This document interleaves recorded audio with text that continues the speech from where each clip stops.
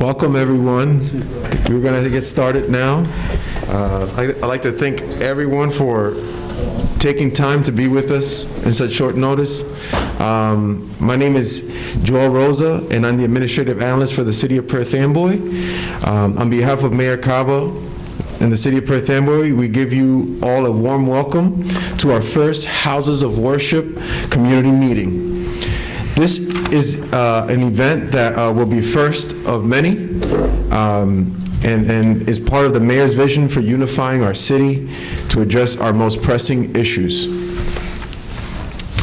I want to also state that we recognize the short notice we gave about this event, but we wanted to meet with you as soon as possible, especially in light of the emerging issues Perth Amboy is currently facing, including COVID-19, and the governor's removal of restrictions that recently took place yesterday, the projected removal of the moratorium on June 30th, and the implementation of the New Jersey's cannabis law. So we'll briefly talk about these. We have panelists here that will provide information, but before we begin, I'd like to ask Father Ron to begin to lead us with prayer. Father Ron is from the Most Holy Name of Jesus Parish.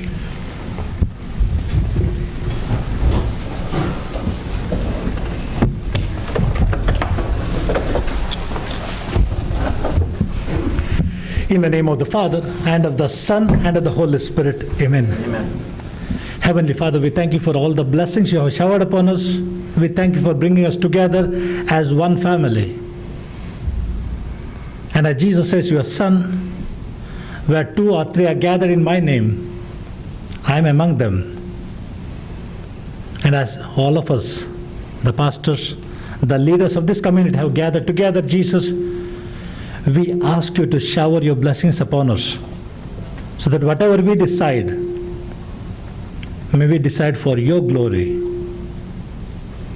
And as we're going to celebrate very soon the Pentecost, may the Holy Spirit come upon every one of us, so that we may be filled with the power of the Holy Spirit to preach the good news, to love one another.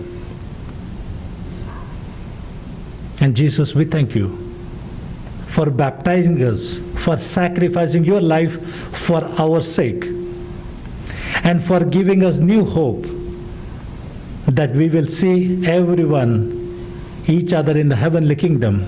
And as we are gathered here together, Jesus, proclaim us of your mission, proclaim us of the good news. Jesus, we need you. We need all the more your blessing to our community and to this world, so that we could give that love which you gave to every one of us.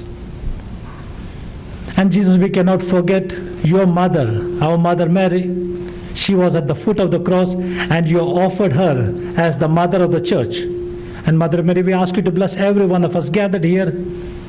Wherever there's a mother, the community, the family runs smoothly. Shower your blessings upon us and take all of our prayers to Jesus, your Son, the Savior of the world, our Master, our Doctor, our Healer. In the name of the Father, and of the Son, and of the Holy Spirit. Amen. Thank you. At this time, I'd like to ask our Honorable Mayor, Helman Cava, to say a few remarks about our gathering here today. If you may, Mayor Cava. Thank you. Thank you, Joel. And first and foremost, I want to thank God for making this possible, and I want to thank each and every one of you for being able to attend this meeting at short notice. Also want to thank Joel Rosa and my Chief of Staff, Liz, for putting this together, along with everyone on the panel. Thank you for being part of this. As we all know, this is a critical time right now in Perth Amboy due to the pandemic and so on. And this body right here, I believe, is very important and instrumental in leading our community, right? I'm the mayor. I'm a leader here, but you are a reflection of me and vice versa. And I believe as a man of faith and as a community of faith, and that's something that we all could agree and attest to, it's upon us to make sure that we lead Perth Amboy in the right direction. So that's why it's critical to me, not only now, but have ongoing meetings. And as you look around, if you see anyone that's not present here, that's either a priest or pastor, a reverend, so on, or anyone that's part of our house of worship in Perth Amboy, please let us know who they are and their contacts. That way we want to make sure that for future meetings, they're included as well. So once again, thank you. I'm going to say a few words in Spanish. Primero que todo, le quiero dar las gracias a Dios por siendo esto posible, esta reunión, y le quiero dar las gracias a cada uno de ustedes por tener esta reunión en poco tiempo. También, como le dije, le quiero dar las gracias a Joel Rosa y Lecela Brown y todos los que están aquí por participar en esta reunión. Como un hombre de fe y también una comunidad de fe, nosotros somos los líderes de este pueblo. Y como dicen en la Biblia, en Daniel capítulo 2, que Dios es el que pone y quita los reyes. Okay. Nomás no cuenten en mí como su líder. Ustedes son líderes también. Y tenemos que trabajar juntos para asegurar que Perth Amboy siga delante con Dios en mente. Y vamos a necesitar la ayuda de cada uno de ustedes. So, si ustedes ven que hay una persona que no está aquí, que es un padre, un pastor, que es parte de esta ciudad, denos el nombre y también el contacto de esa persona, porque queremos asegurar que en la reunión en el futuro ellos estén incluidos también en esas reuniones, porque como dije, nosotros tenemos que trabajar juntos para lo mejor de este pueblo. Muchas gracias y que Dios los bendiga a todos. Thank you.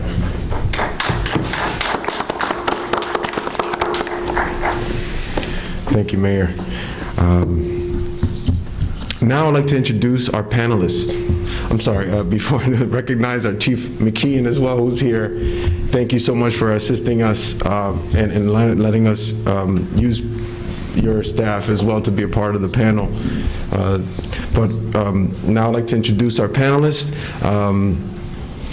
Actually, if you guys can introduce yourselves from right to left, we have Dr. V, if I may call you Dr. V. You can call me Dr. V, yeah. Go ahead. Yeah, so I'm Dr. Cynthia Vidone. I'm the Chief Medical Officer at Jewish Renaissance Medical Center on Hobart Street. I'm also the Director of Addiction Medicine and the Integrative Health and Recovery at JRMC as well. I'm board certified in internal medicine and addiction medicine, fluent in both English and Spanish, and dedicated to this community. Thank you. My name is Larry Catano. I have the pleasure of serving as Deputy Chief of Police for the City of Perth Amboy, as well as Director of the Office of Emergency Management. I've been dealing with this crisis now for well over a year, as we all have in very varying capacities, and just all aspects of it, from testing all the way through now to the point of vaccination. And I also serve as a co-chair of the Mayor Caba's task force on COVID-19 response. Thank you. Hello everyone, my name is Rafaelito Cruz. I am a sergeant with the Perth Amboy Police Department, supervising our Juvenile Aid Bureau. I am also the program coordinator for our Station House Adjustment Counseling Program. And I'm Judge George Boyd. I'm one of the 3 municipal court judges in Perth Amboy. I've been a judge in Perth Amboy since 1991. Continuously. I also sit in another municipality, Monroe Township, in the southern part of the county. Just for your information, I'm born and raised in Perth Amboy. And I think I graduated from Perth Amboy High School 1962. And I continue to live in Perth Amboy. I live on High Street, close to the mayor's house. It's a pleasure to have all of you here. Thank you so much for your willingness to contribute your expertise to this fine group of our houses of worship community. I'd like to break down the meeting structure for today. I know that everyone's going to want to ask questions, so in interest of time, I'm going to ask that we only have 3 questions after each topic of areas discussed. Okay, so and after that, we're going to open up, for everyone, for all questions at the very end. So I'll introduce the topics. The topics today touch on COVID-19, the new regulations of easing restrictions within businesses, within our churches, and what does that mean? We're going to touch on the moratorium that's also going to be lifted in June 30th. There's many residents in our town that perhaps are economically not stable and are worried whether they're going to be evicted. Well, there's services that we're going to touch on today and clarify that for you. And also the New Jersey Cannabis Legislation, as it was implemented by Governor Murphy sometime in February, and how that's going to impact Perth Amboy. So we have experts that will give their understanding of how they're preparing, or how we should be prepared, and make recommendations for our city as well on that.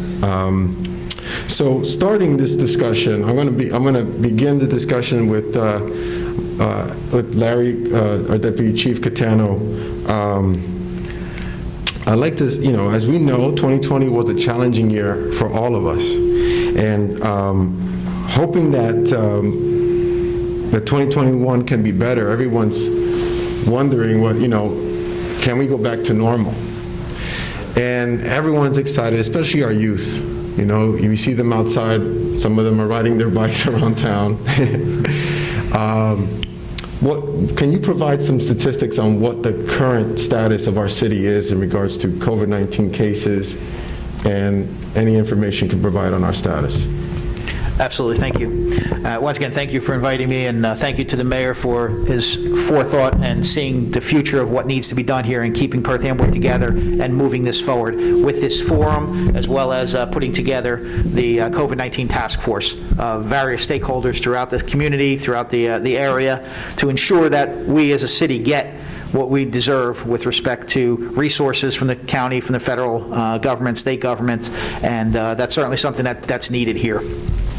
By way of numbers, many of you may be aware that we are one of the hardest, or the hardest hit community in the area, certainly in the county, but on the state also, in the tri-state area. I'll give you the numbers. Presently, to date, 9,261 of our citizens in Perth Amboy have tested positive. 9,261. And unfortunately, 205 of our fellow citizens have succumbed to this virus. And I know many of you are aware of that, because many of you have had to preside over services for those individuals, unfortunately, that are no longer with us. But that's 205 individuals. By the way of statistics, we'll talk a little bit about positives. The average age of positive to date is 39.7 years of age. When we first started this, and I'm going to say the first half, or the first wave it may be referred to, first part of this emergency, we were seeing numbers in 50 to 60 was the average age. That number has come down tremendously. 39.78 now, as I mentioned, is the present average age of positive. I have received positive notification of children as early as 2 or 3 days old. that are testing positive in 1-year-olds and many pediatrics, many young people, unfortunately. So this is not an old person disease or just something that older people have to worry about. It is certainly something that we're getting. And keep in mind, the positives that we're seeing are people, as the doctor will attest to, are people that are sick or showing some symptoms. That's why they're being tested. So how many more are out there that we don't know that were affected or infected with this terrible virus? The overall percentage of our population positive is 17.81%. Almost 18% of our city's population has been infected with this virus, and 0.39% of deaths. Those numbers are outstanding compared to many of our communities around us. At one point in time, and I haven't run these statistics lately, but prior to the vaccinations and when the vaccinations have ramped up in the last 4 months or so, our positivity rate was higher than 4 of the 5 boroughs in New York City. So just to give you some perspective as to what the problem is here in the city of Perth Amboy.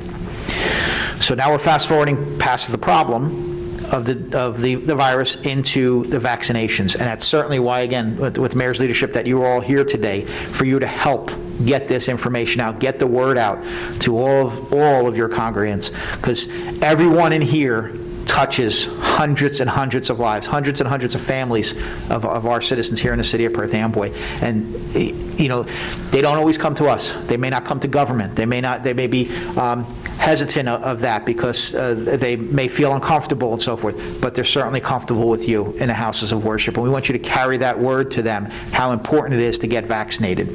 There's a lot of misinformation out there, a lot of disinformation out there with respect to the immunizations, and there's tracking devices and any and all things that are out there that is misinformation.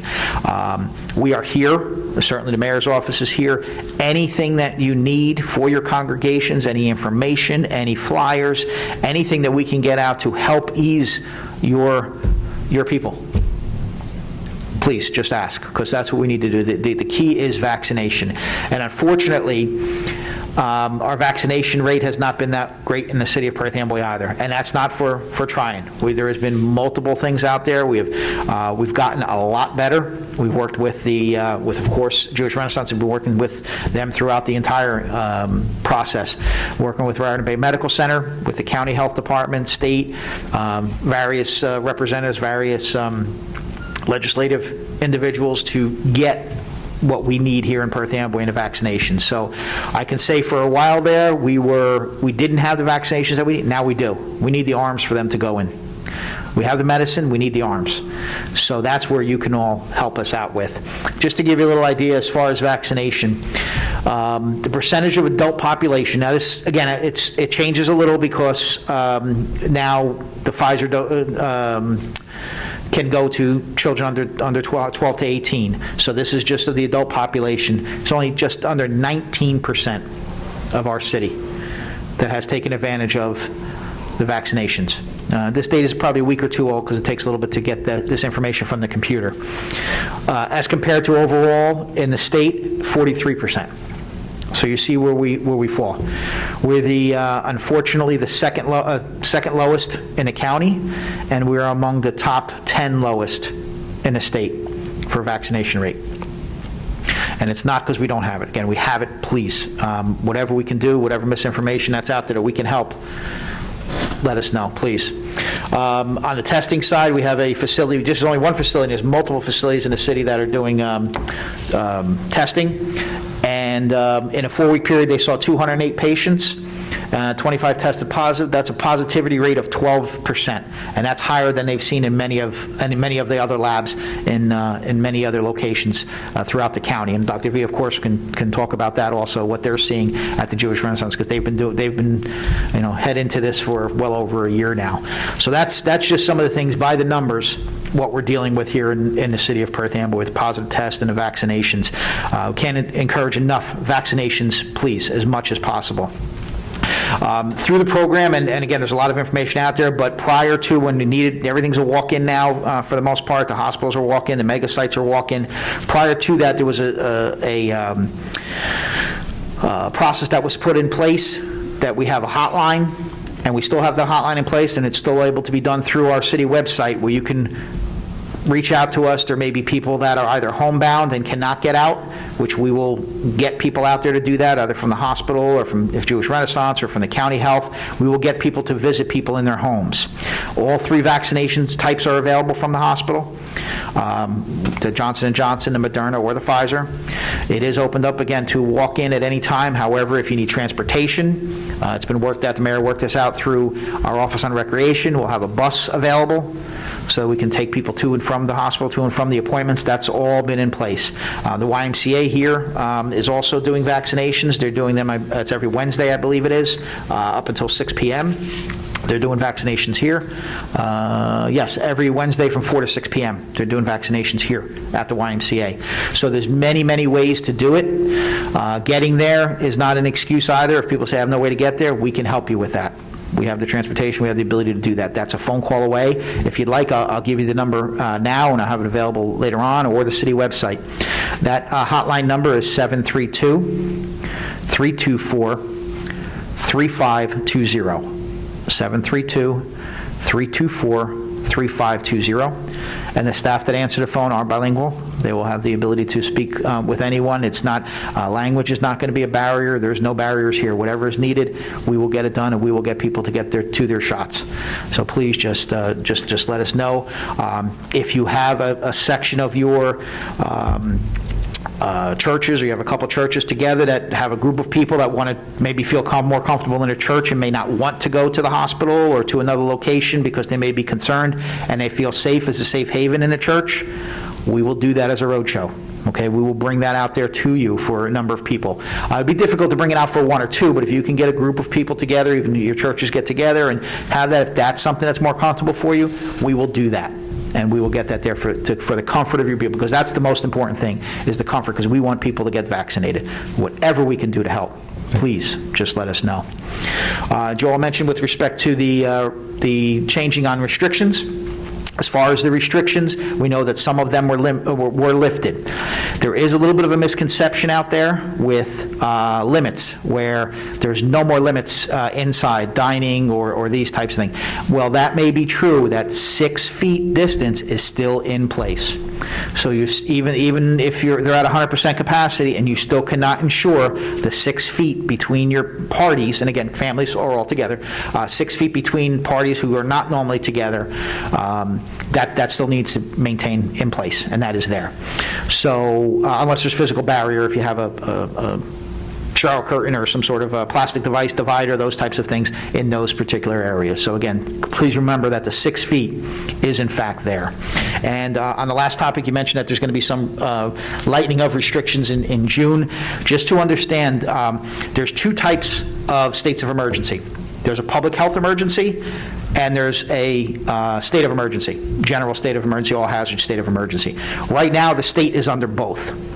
Okay, the legislation that's in place, or is going through, will remove the public health emergency. Okay, so that means the immediacy of the virus is overtaking us and so forth. As we all know, there are many aspects of this. This is affecting not just people getting sick. This is affecting, as we're going to talk about in a panel here, it's affecting people's jobs, not having jobs, getting evicted from their home. There's many other parts of this emergency, of this disaster, that have to be addressed. So the public health emergency is the part that is going to be rescinded, if you will, is proposed to be rescinded within the next 30 days and not re-upped. However, the state of emergency still will remain in effect. And under that the governor still has, and then locally we still have the ability to put additional restrictions in place, or restrictions in place to ensure the safety of all of our citizens. And we have exercised that here in the city because the numbers that we have, the low vaccination numbers and the higher incidence of infection, there were some additional things that we put in place here, knowing our community. It's not a boilerplate, it's not the same as everybody around us. Knowing our community, these certain restrictions needed to be put in place to be able to protect our citizens, and that's what we do, and that's the reason that we do those things. So just understand there's 2 separate things, so don't think that in June 30th the health emergency is going away and we can do whatever we want. Now, I'm sure you're more responsible than I understand, but maybe for your congregants to understand that it's not everything goes away. There will still be things in place that will be for quite some time to manage this emergency. Thank you And I very hope much. that I answered everything. That was Thank you. very informative. And again, we're going to ask that any questions you may have, you wait until the end to raise your hands, and well, once the topic is over. But now we're going to move on to Dr. V to give your background, your information, your insight on how this is all working out within the medical center. Yes, so at JRMC, we were hit very hard. March 2020 was a time where everything changed.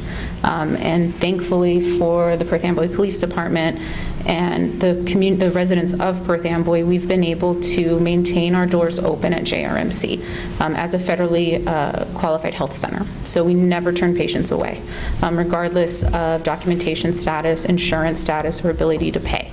We are there.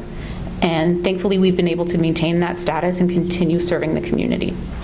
So one thing that we did notice early on was the disparities of our patients in our communities and the ability to get access to help. It was very common for us to do the test, it comes back positive, make a phone call, and that patient was at work because they had to work. And they could not quarantine. They could not self-isolate. And that is still a problem now.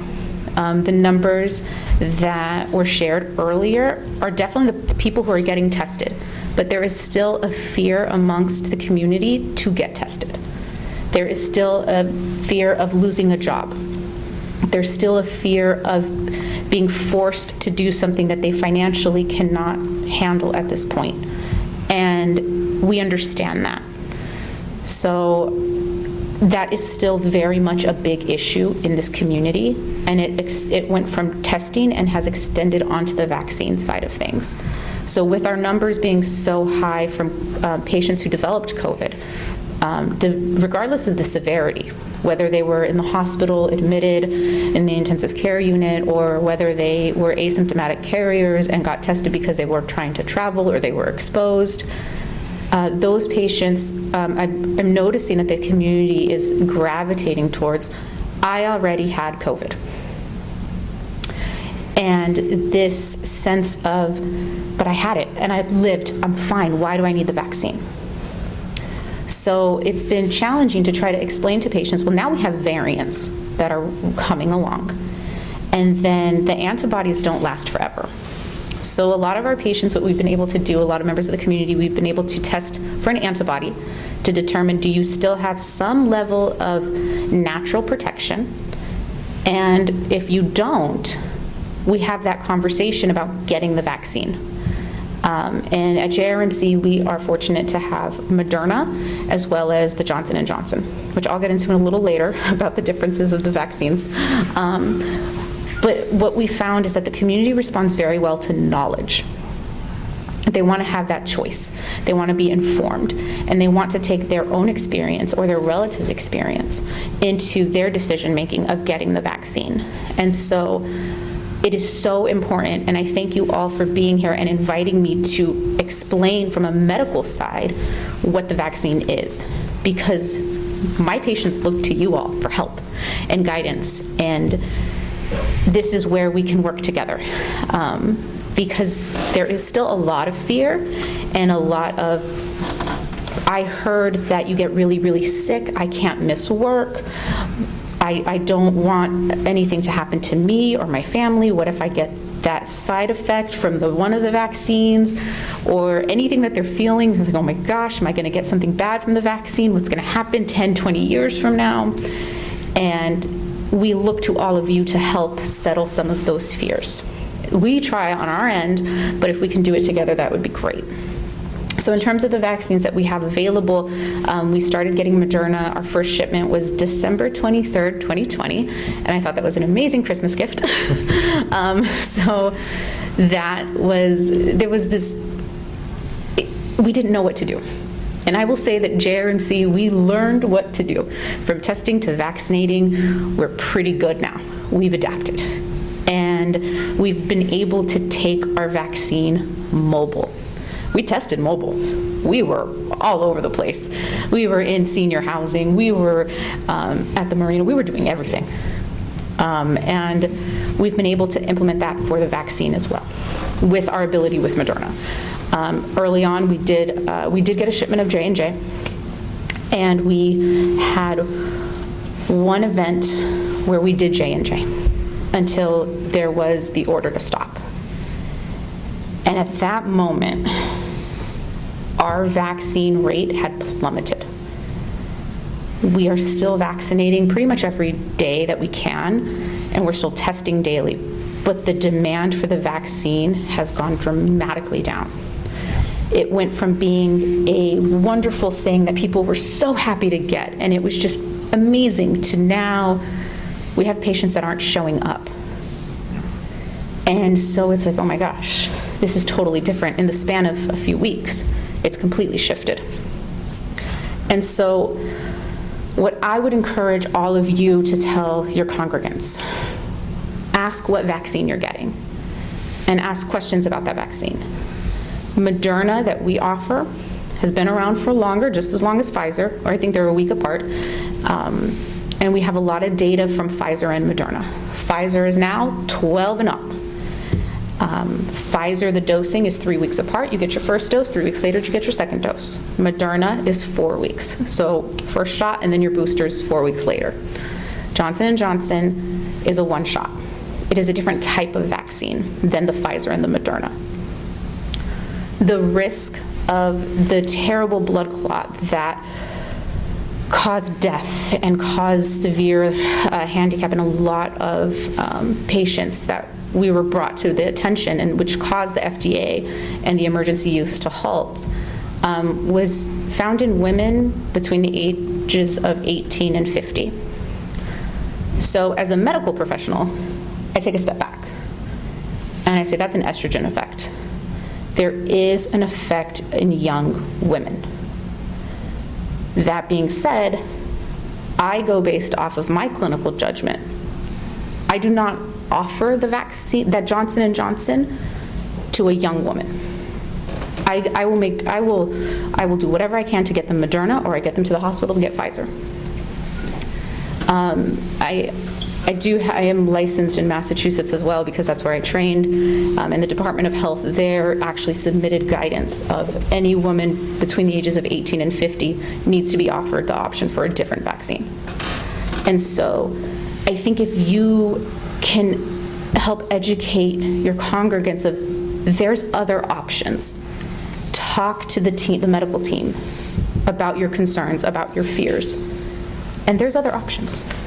I think that would be really helpful in helping increase our vaccine rate, because this community was hit so hard and their antibodies are dropping.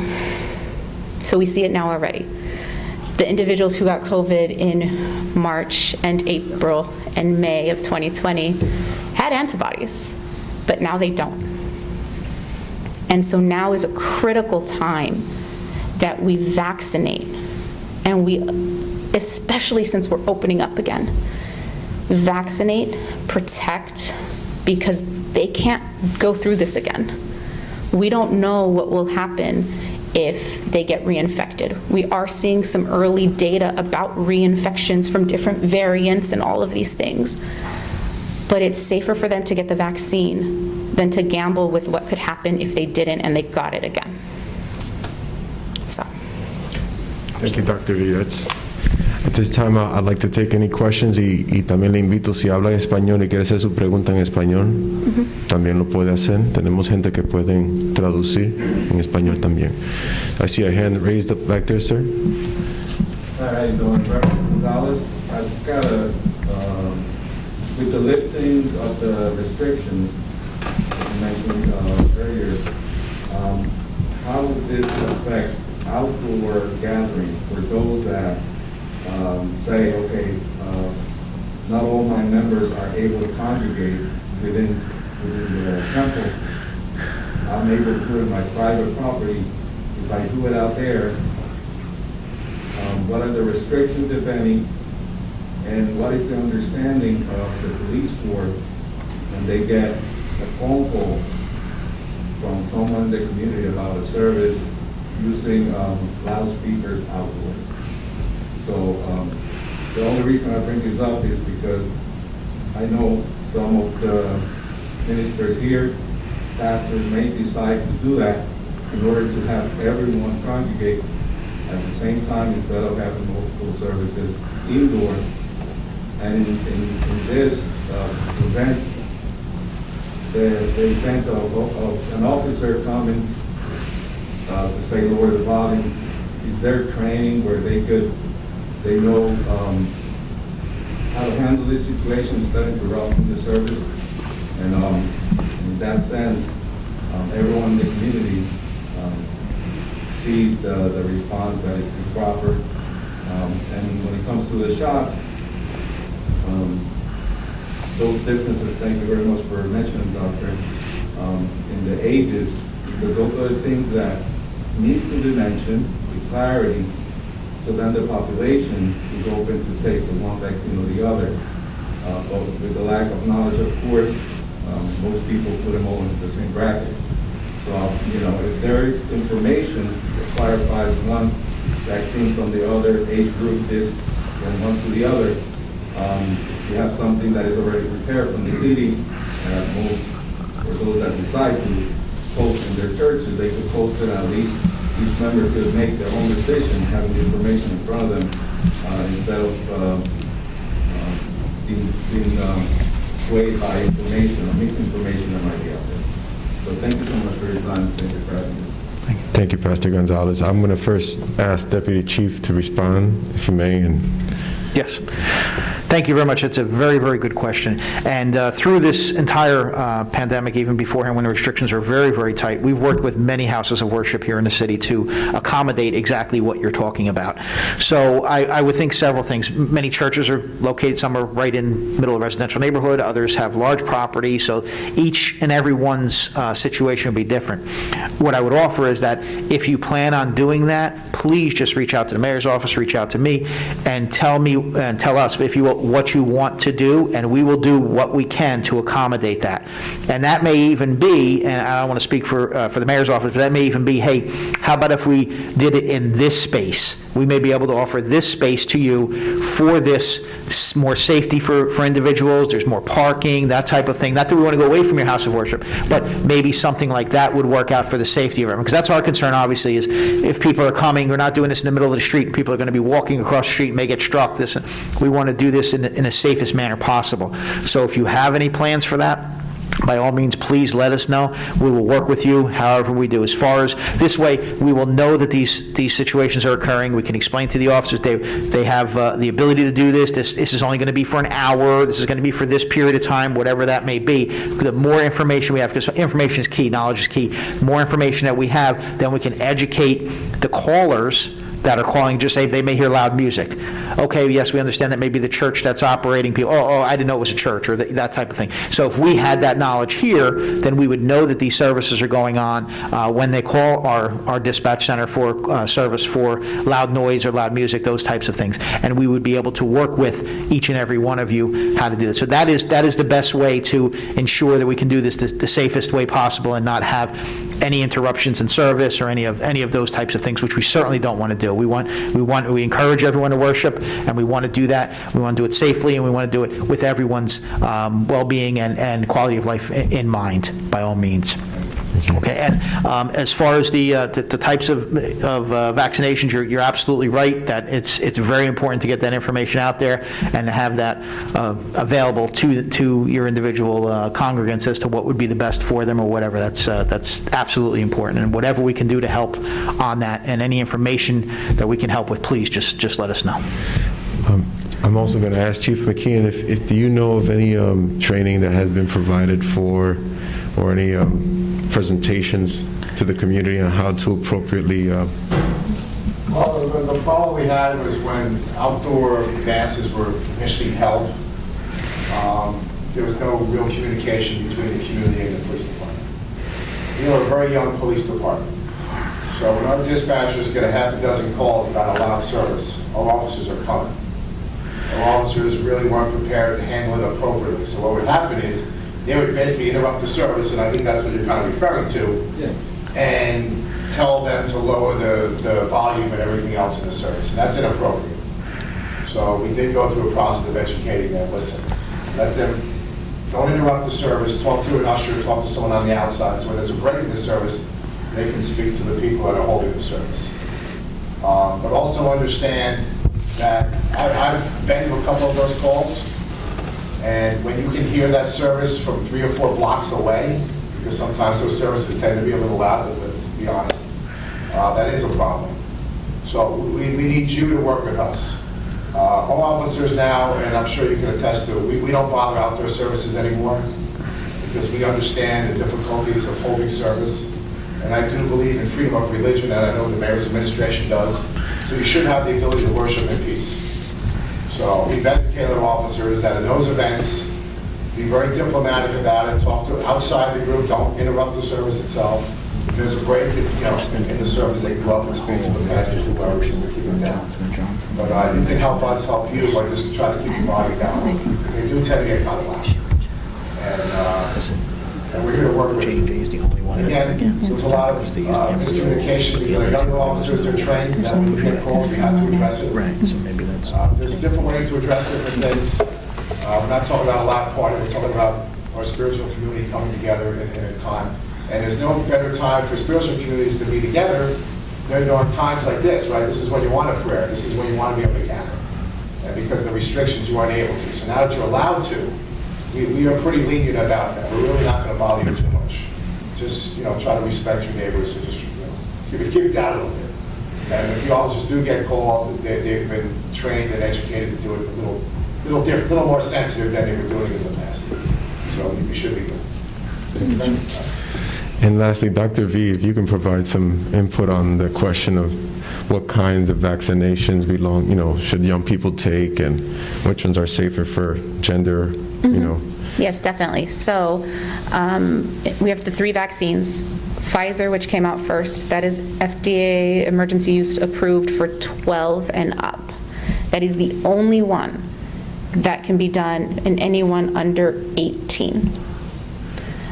So that is because of the requirements of storage and handling is really done by our mega centers as well as the hospitals, which are definitely walk-in based. And then we have the Mrna and the J&J. Both Pfizer and Moderna are what are called the mRNA vaccines. And so the way those are made is they actually took they manufactured the DNA from COVID, and they took a memory cell and they created it. And so what it does is it teaches your body how to respond to the virus if it sees the virus. So it doesn't alter anybody's DNA, it's just a memory of the virus. And so that gets incorporated into just like how we have remembered chickenpox or the flu or something like that. It's kind of similar to that. The Johnson & Johnson was made a little differently. So that vaccine is the only one that does have some religious exemption to it. And so it is very important that your congregants ask those important questions. And I think that, and thank you for your input about putting a flyer together, which JRMC will definitely help with the COVID-19 task force of making that flyer, as well as trying to designate an area for people to call and ask questions, and where can they get reliable information, because that's a big thing. People want to have the information, the education, and so we're going to be working together to create that for the community as to where they can go to get that reliable information and have a lot of those frequently asked questions and things like that. But I know they'll most likely come to you, and you'll have, the biggest thing is there are choices, there are options, there are ones that are better for certain genders and certain ages, and we're going to provide some of that educational material. Okay. I just have one other thing. I did mention it earlier, but as far as information, I know that, as I mentioned, some people may not necessarily want to communicate with, but at the hotline that we have or on the website, we don't look at anybody's identification. We don't take social security numbers. We don't do anything like that. All the data that's taken is your name, address, telephone number, and date of birth, because we can make sure it's at least 18 and get the appropriate vaccination. That's it. We don't take any other information. We're not asking you to provide identification, a driver's license. None of that is taken. So just so everyone understands that we don't have to produce ID and our sign-up when we deal with the hospital. Any of the others, the state, wherever they may, but we don't do that there, so everyone understands that part. Thank you, Deputy Chief. This is a very hefty topic, and I want to be able to answer, have your questions answered, but we also have other topics that we want to touch on today. So I want to be able to move on. I know that I asked if there's no other questions, we're going to move on to the next topic. So at this time, want to discuss the moratorium with you and how that could impact us. I know this isn't part of Judge Boyd. I know you came here to discuss other things, but we wanted to briefly provide that some information on that and how the courts are dealing with possible evictions and coming up. So, you want me to make some remarks? Yeah, sure, if you may. Let me just. First of all, I should say, and I indicated earlier, Perth Amboy has 3 municipal court judges. I think I did not identify who they are, but the chief judge is Ken Gonzalez, and he couldn't be here today and asked me if I could attend and answer any questions. The 3rd judge is Michelle Roman, and we all live in Perth Amboy, so we have a feel for the community and hopefully know what's going on generally. If you have any, and I can only deal with general questions, if you have any general questions about the operation of the court, obviously I can't specifically talk about individual cases. I'd be happy to answer those questions. Like everyone else, we've been hit by this pandemic, and we've been functioning on a fairly regular basis virtually for the past year. Interestingly enough, our court and our building has been open during that time. So if someone wants to come in and check the status of their case or pay a fine, a parking ticket, we have people available and have been able to accommodate people. Interestingly enough, there are a lot of municipalities, the smaller municipalities, they've completely closed their municipal buildings. So it makes it that much harder for people to deal with the powers that be. We feel very comfortable that we've been open and accessible to the public, and we will continue to be that way. One of the things I've been asked to talk about is the impact of the change in the marijuana laws. And as everyone should know, marijuana has been decriminalized, and we are in the process. We have been given the task by the administrative office of the court. We kind of have two bosses, so to speak. We're all employees of the city of Perth Amboy, but we have to follow the guidelines of the administrative office of the court, which is a state agency. We have been given the task of making sure that anyone who has a pending or a past marijuana case, and they're specifically detailed as to what those cases are, that those matters be dismissed and those people have the ability to get expedited expungement of their record. And that is effective now. I must say, in April, I spent a whole session with boxes of cases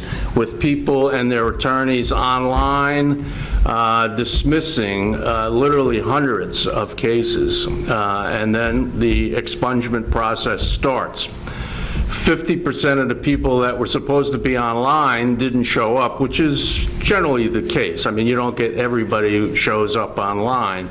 But we proceeded at another session to dismiss all those cases, so those cases get freed up and we meet our obligation to the public that way.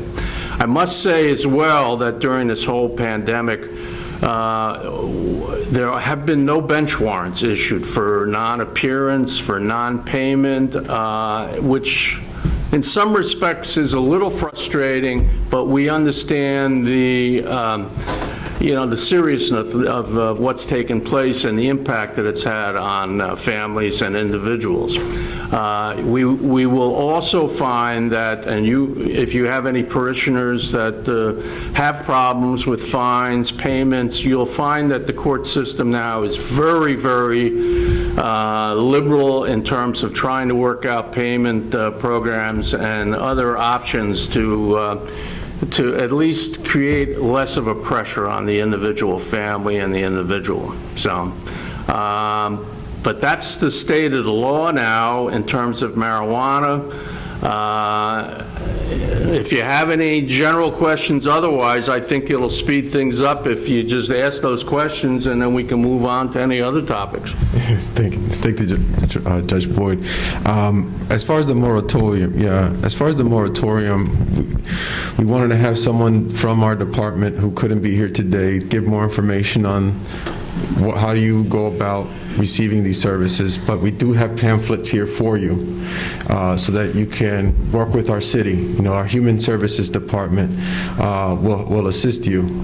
There's a contact number information on there, and there's also website links in case you need additional services, because the county is also offering support for rental assistance, for paying your utilities. And so, again, we have that information for you. It's in your packet, and is it? Yeah, Lizette, yeah, please. Actually, Lizette LeBron, Chief of Staff, will say a few words on that. So, welcome everyone. Thank you for coming. We appreciate you being here because it's really important that we give you this information so you can go back to your congregation. So the moratorium, every time the governor declares a state of emergency, what ends up happening is the moratorium extends 2 months out. And what that means is that anytime when it comes to like paying the rent or eviction, nothing really happened until after July 15th. The governor hasn't declared a state of emergency for June, so therefore, right now, it's July 15th. So what does that mean for our residents? They're nervous. We've been dealing with residents that are probably $12,000 in back rent. There's assistance available. We have PROD in Perth Amboy. We have our county that's assisting both with rent and with utility. I know we are also, our Human Services Department is contacting those residents that are behind on their water bill and their utility bill. So please, we have some information to share with you so you can share back with your congregation. But there is assistance available, even for landlords through the county. Very important. So I just wanted to make sure we said that because that was the need for this meeting. So muchas gracias por estar con nosotros hoy. Tenemos mucha asistencia para nuestro presidente para ayudarlo, porque imagínense, si tienen más de, si no están pagando, la gente están preocupados, están pensando que me van a votar, que yo no voy a tener ningún hogar, tengo hijos, nosotros somos nuestra familia. Si tú piensas que tenemos más de 10,000 estudiantes en nuestras escuelas, ellos son cada uno pertenece a una familia. Hay asistencia para ellos, también para los dueños de casas y también asistencia para ayuda con agua. Por favor, vamos a entregarle los papeles y se los puede comunicar con sus familias, porque es bien importante para que ellos sepan todo el esfuerzo que estamos haciendo para ayudarlos. Thank you. Thank you, Lisa. Moving on to our last topic. Actually, does anyone have any questions on the moratorium before we move on to the next topic? Preguntas? No? Okay.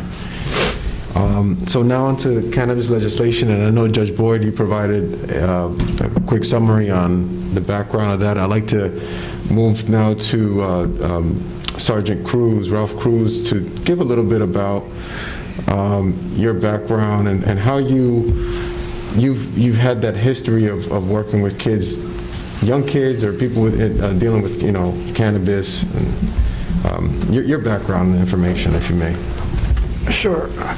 Thank you very much. So my background quickly here with the Perth Amboy Police Department. I was hired in January 2001, and I was assigned to patrol, and I then in 2.5 years, I was moved to the community policing unit, and we had back then what was called the Police Community Partnership Program, and that was we had what we called a safe haven at 56 Brighton, and there we had the youth from that community attend counseling. There was counselors on site. They would come do their homework. It was a place for them to interact with the police officers and get to know us. And they were there from 4 to 8 p.m. So that was really my first assignment where I was really involved with the youth of the community. And that gave me an opportunity then to become a DARE officer. So I taught DARE in those early years at Shoal School was my assignment. Then at that time, we also taught GREAT, and GREAT was back then was called, what it stood for was Gang Resistance Education and Training. So not only we taught the kids how to resist or not to do drugs, alcohol or cigarettes, but it was also how to resist that temptation of joining a gang. From then, 2005, I was assigned to the Juvenile Aid Bureau as a detective.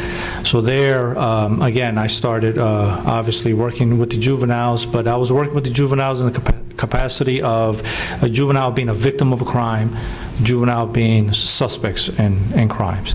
And that's where really my interaction with them was, it was a great experience because it was, getting an understanding of why these young kids were making these poor decisions. And with that was, sitting down with the family, sitting down with the parents, finding out what was their story, what led them to that point. And that gave the individual detective an opportunity to say, you know what, this kid needs a break in life, and we're going to work with him and his family to make things better for him so he does not enter the juvenile justice system. And that's what we do currently now. I've been fortunate that when I was promoted, I stayed in the Juvenile Aid Bureau. And now I supervise 4 detectives who have that same philosophy. We're all parents. And we are all there to help that juvenile and their family make better choices. And people think that it's just when they commit a crime. It's not when they commit a crime. So please, if you have any congregants, any parents coming to you saying, I don't know what to do with this kid, we're here to help. We spend hours talking to individual kids. They haven't committed a crime.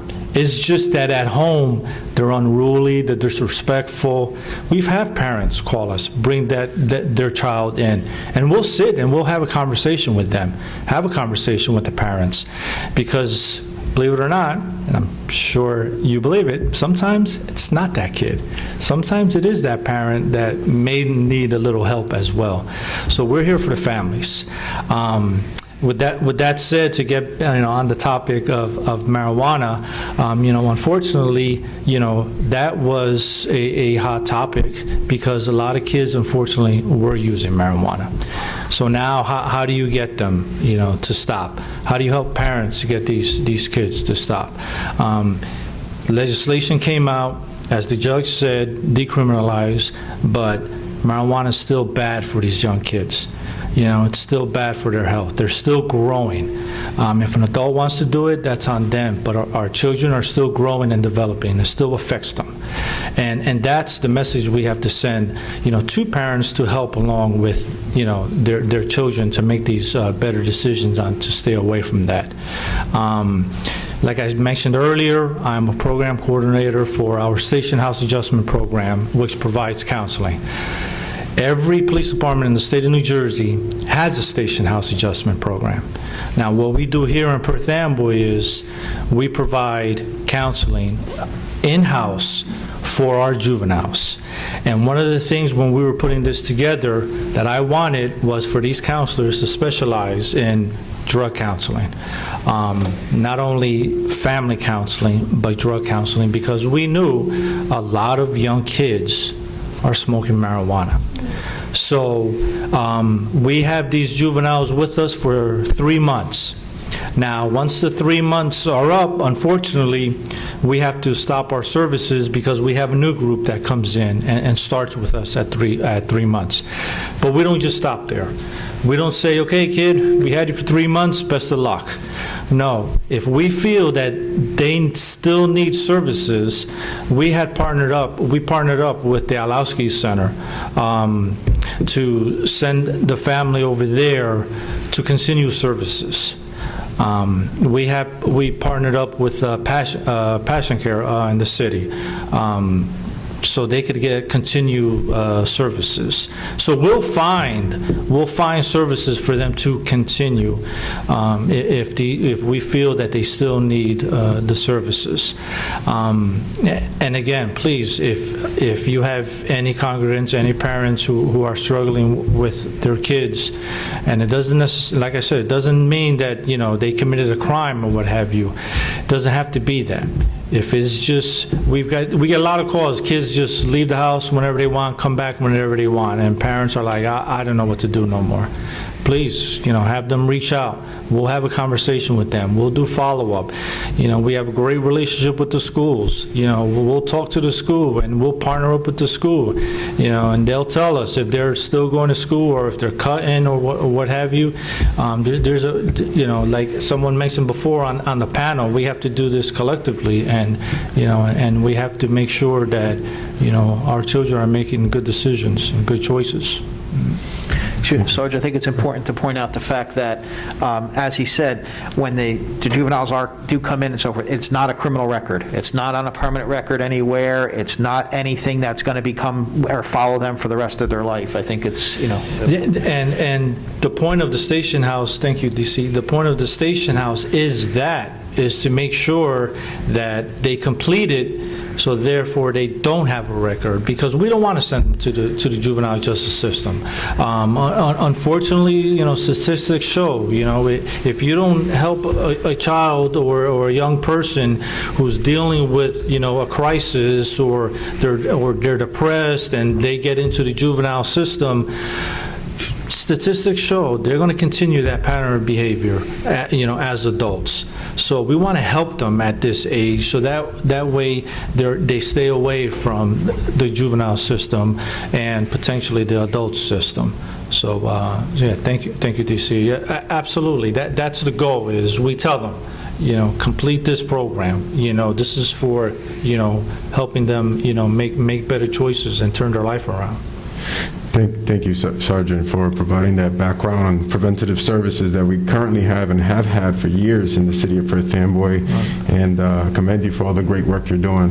Thank you. If I may, really quickly, sure. Because to talk about the new law here, just so you understand what we're doing. Just because that we can no longer take a juvenile into custody or arrest adults who use marijuana, there is a mechanism in place as far as juveniles. Now, if our officers are out on the street and they see a juvenile smoking marijuana, they're not going to just, walk by, okay? There is a mechanism in place where we can engage in that juvenile and then find out, who they are, and then we are then giving them a warning, about them using marijuana, and then we have to contact their parent and advise them. Okay. Second time around, when it come in contact with that juvenile, again, it's a warning, but we're also contacting that parent again, and now we provide them with those potential services, Passion Care or Alowski Center or what have you. Third time around, okay, same thing, a warning, we contact the parent, but now we are making contact to those services and say, listen, you need to talk to this family, you need to talk to this kid. So there is a mechanism in place. We're not just letting them now just have at it and smoke marijuana. No, we are still trying to tie them to services. So that's what the law states as far as the juveniles, kids under 18. So that's what we're doing as the police department with these young kids and marijuana. Thank you. I'd like to ask Dr. V to shed some light on the topic, because I know that you also have the power to prescribe cannabis for patients that might be in need of that. Can you give some understanding on why a patient might need this, and what kind of effects it might have on an individual, and also compare that with prescribing other drugs in comparison to painkillers and what have you? No, absolutely. So my subspecialty is addiction medicine, and there is a common misconception that marijuana is a gateway drug. But I like to frame it as the gateway is actually the underlying issue, whether it be depression, anxiety, trauma, abuse, neglect. That is the gateway. And so it is so important that, and there's services for the juveniles to try to help those underlying issues before they become adults. Because by the time they come to me, they've been in and out of the system. They have records. They are struggling, and it is a crisis, and their lives are in danger every single day. So, medical marijuana.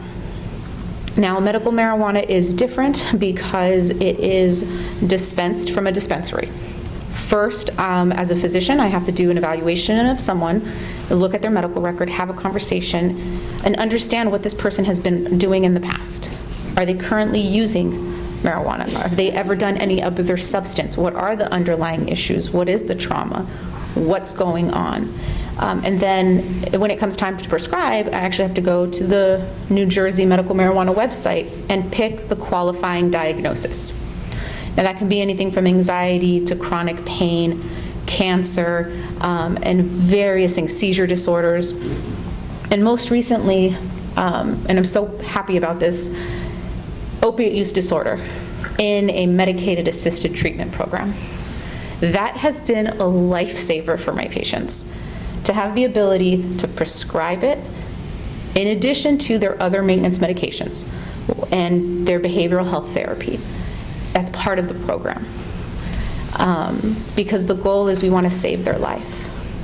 And what I am seeing now is that when they go to the streets and they buy it on the streets, that is not regular marijuana. That is not. Because when I do a drug screen and I'm there's fentanyl, there's cocaine, there's PCP, and that is what kills people. And sorry Siri. That is what kills people, and that is why I do what I do. So yes, I do a lot of prescribing of medical marijuana, because whether it be the patient who was held captive by gang members and gang raped for years and then forced fed heroin and then has a heroin addiction and is just trying to survive the day, or whatever reason they were a person who was in the sport, they were a baseball player and he hurt his shoulder and got pain medicine and painkillers and then got addicted and then went to heroin and had been in and out of the judicial system. And then he died last week. That's real. That is very real. So my reality goes beyond a legislation. It goes beyond a law. Because I have a person in front of me who, if I don't intervene, is going to go to the streets. They are going to go, they're going to drive to where they go, usually in Newark or Patterson or wherever, and they're going to get their marijuana, and that marijuana is going to be laced with something, and then they could die.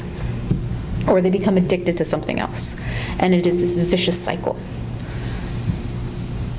I have never had anybody overdose on marijuana. I have never had a patient admitted to the hospital for marijuana withdrawal. Alcohol withdrawal can kill you. Marijuana in itself doesn't necessarily kill you. For children, that can change brain development, and there is issues there. But once we get into the adult setting, after the age of 23, 24, things are kind of stable. And that's when other substances are intervening, and there's chronic changes in the brain already. So there are different types of marijuana. I will say I've never done it, but I know all about it. There are different types, and there's different strains, and that's where the dispensaries are actually very good at, because they will see my prescription, and they'll say, okay, you have anxiety, you have post-traumatic stress disorder, and you have opiate use disorder and chronic pain. Let's talk about the medications that you're on. Let's talk about what you need to function and be a productive member of society. Now, depending on what that is, not everybody smokes it. A lot of it can go in oil form, cream form, edible form, all sorts of forms. And some are more sedating, and some are not sedating, some are more activating. Then there's hybrids, and there's all sorts of things. It's fascinating. But there are options when it is done correctly. It scares me when it's not done correctly, and it scares me that that people are going to those other sources to get the marijuana to self-medicate for something, and they are ingesting who knows what, and that's what I'm afraid of. And so I think as community worship leaders, helping the community understand why someone may be turning to marijuana. Because I think having those mental health conversations are so important. And you are all spiritual leaders. So you all know how important the mind-body spirituality connection is. And your congregants look to you for guidance. And I think you are probably all the first place. They'll come to you before they come to me. So there are ways for you all to help those congregants, whether it be utilizing the juvenile justice programs, or whether it is going to the mental health facilities like the George Orlovsky Center or the Passion Care or Carrier Clinic, or whether it's let's go medicalize this, let's understand what is going on and help families understand. Because it's hard for families to understand mental disease, mental disorders, unless nobody wants to blame anybody. And so a lot of times families feel that they faulted someone in some way. And I think that you all are in a very unique position to help alleviate some of the stigma. And if you start alleviating that stigma, I think more people are going to get treatment. Thank you, Dr. V. At this time, I'd like to ask for any questions that you may have for our panelists on any topic. Seeing a question in the back. I'll go to you, sir. Orlando Sanchez, I'm here on behalf of the Ministers and Leaders Alliance of New Jersey. A number of our pastors are here today. We're talking about marijuana, and when you speak on medical marijuana. Mm-hmm. What about this bill that was already passed on recreational marijuana that nobody has addressed today? And I would like to know the view of the mayor here today. We understand that there's a bill that was presented to City Council about bringing dispensaries here into our city. Is that what is going on with that? Because this is a very touchy and personal issue to the church. We believe that I respect the doctor. You see it on the medical view, and as men of faith, we see it in our spiritual way. I would like to know the view of the City Hall. We don't want the church to be out of the loop of what's going on, because at the end of the day, our members trust our our city officials that were elected, and we would like to know what's going on. I'm going to speak in Spanish because, and it's a recommendation that the next meeting that we have, we should have somebody translate the whole thing, because I know there's a member of the body here that maybe do not understand. La pregunta es, hablo en favor de la Alianza de Ministros Líderes del Estado de New Jersey. La doctora habló de la marihuana médica, medicinal. La pregunta es, ¿qué pasa con la marihuana recreacional? Se ha hablado de que se está tratando de traer aquí a la ciudad de Perth Amboy unas tiendas para vender marihuana recreacional. Yo personalmente, a nombre de los pastores que estamos aquí de nuestra alianza, queremos saber qué piensa el alcalde sobre esto, qué se está haciendo con este bill que se está hablando. Nosotros como miembros de la comunidad de Spain, al final del día tenemos, o le decimos a nuestra gente que cuando llegan nuestros líderes, deben ser líderes que tengan nuestros valores, pero no queremos que la iglesia se quede afuera sobre esto. Otra cosa que queremos es que hemos tratado de hablar con usted, alcalde. Hemos enviado un número de mensajes, de llamadas, que a nosotros los pastores no nos han atendido. Nosotros queremos que usted sepa que nosotros somos herramientas para ayudarle, pero si no hay comunicación de usted hacia nosotros nos sentimos que o la alcaldía no tiene ningún interés en trabajar con la iglesia, o usted está demasiado ocupado para atendernos. Oramos por usted y queremos que usted nos ayude, pero queremos que usted entienda que la iglesia tiene poder para ayudar, pero también queremos que usted nos escuche. Gracias por escuchar. I'm going to first attempt to answer with Dr. V. Yeah, If you could explain the in difference Spanish, between recreation and medicinal. So I'll start in English, but then I'll flip it into Spanish. So the question about recreational use versus medicinal use, again, is going to go back to my fear for access. Think of it like a liquor store or someone's place that sells cigarettes. If people who are going to use it don't have access to something that has gone through a process, then they're going to do it anyway. And they're going to do it unsafely. And right now what I'm seeing is the unsafe, on the street marijuana is laced with deadly chemicals like fentanyl. And so I'm not saying that we should have a dispensary on every corner, but we do need to allow access for those who choose to do it safely so that they don't die.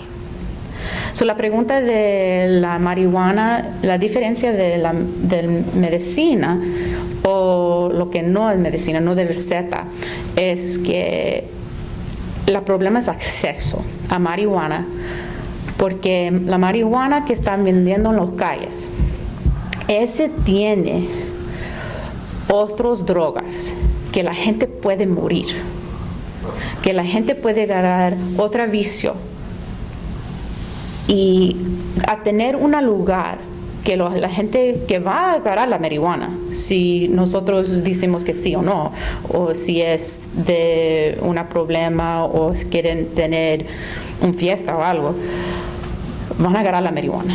Y si van a otro lugar y agarran la marihuana que tiene la fentanyl o otros químicos que pueden morir. Y como doctora, ese es algo que duele en mi corazón, porque esa persona fui de este mundo muy rápido. Y a veces necesitamos tener una área o un servicio a la gente que va a usar, y porque tienen la gana o tienen los pensamientos que quieren usar. Y eso es lo que es la diferencia, tener un lugar que podemos tener, y no estoy diciendo que vamos a hacer esto en Perth Amboy, no voy a decir eso, pero solamente la racional que es un lugar que la marihuana es marihuana, no es otras cosas. Y también la marihuana puede tener en diferentes formas. no toda la marihuana es igual. A veces tienen algo que puede estar más tranquilo, a veces una florecita puede tener más atención, que está más despierta, y a veces que no tienen nada que hacer del pensamiento, solamente para dolor, y a veces puede venir una crema, como aceite, y pueden untar si tienen dolor crónico, artritis, algo así, y no está tomando tanto medicina, tanto pastilla, que puede afectar la salud también. Esa es la diferencia, porque a veces gente está tomando, y está usando marihuana para otras cosas. Y si podemos tener un lugar que pueden ir a agarrar la marihuana, que podemos decir que no van a morir, eso es importante. Okay.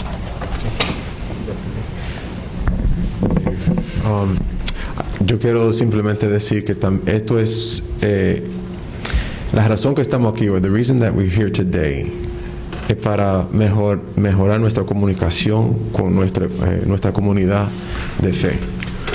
Este es el comienzo y vamos a tener mucho más reuniones así. Entonces, no quiero que se sienta, recuérdese que estamos nuevos en la ciudad y hay muchas cosas que tenemos que resolver con nuestros departamentos. Y estoy hablando sobre el alcalde en ese caso, y por eso no pudimos reunirnos con ustedes más temprano. Partially the reason why we haven't been communicating with most of you so frequently as early as you like is because you're new. We came in new, and there's a lot going on right now, as you know, and we're trying to work with our department heads and addressing them. It's a lot of coordination, it's a big process and so many different things. But we're starting this discussion now so that we can have better communication with our faith-based community. As we mentioned in the beginning, this is the start of how we can start to address community issues together. So, and we will have a more robust forum about cannabis, because we don't have all the experts. There wasn't enough time to get people that can provide all the information that, because there's a lot of questions to be asked. So just want to inform you that there will be, the City Hall is putting together a forum which will take place on June 2nd.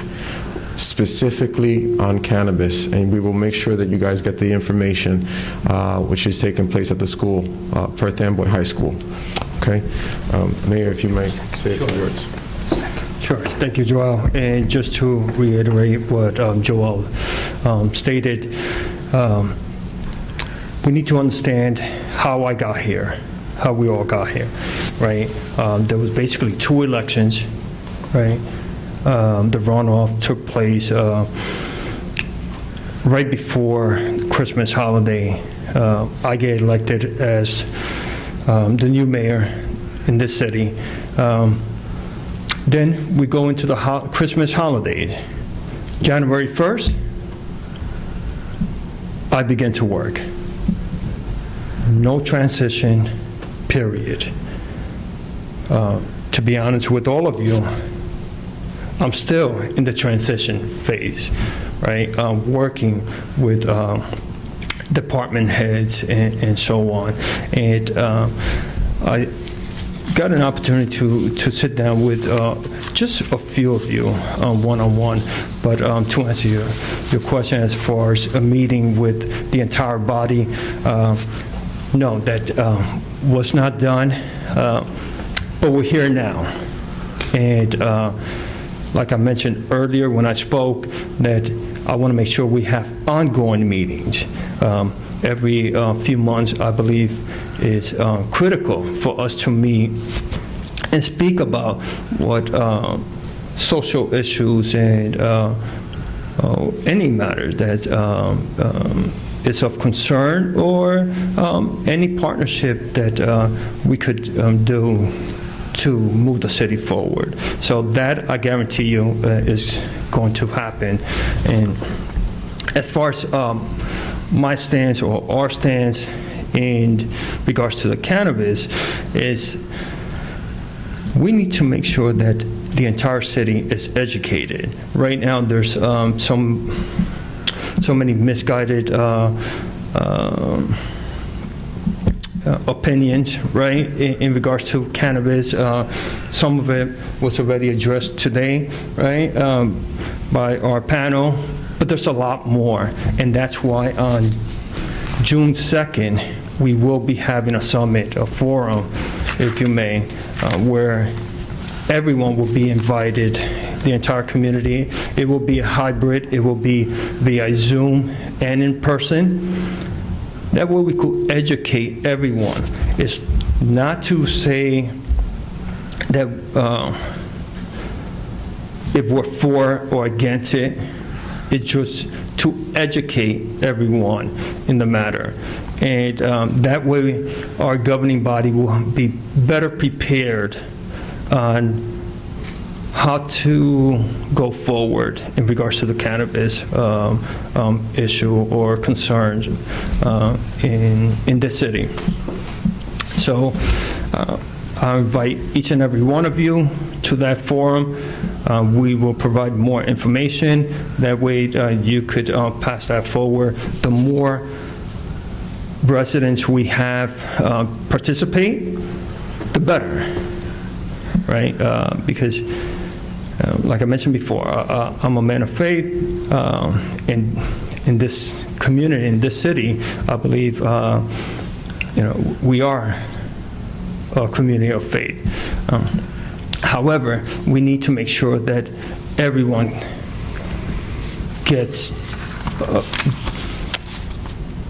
to communicate with not only City Hall and the governing body, but amongst each of us, what's their stance, right? And then we'll proceed from there.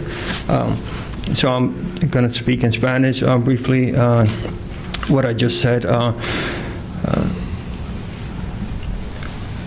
Otra vez, respeto como yo llegué aquí como soy alcalde. Se sabe que yo fui alcalde electo en diciembre, okay, antes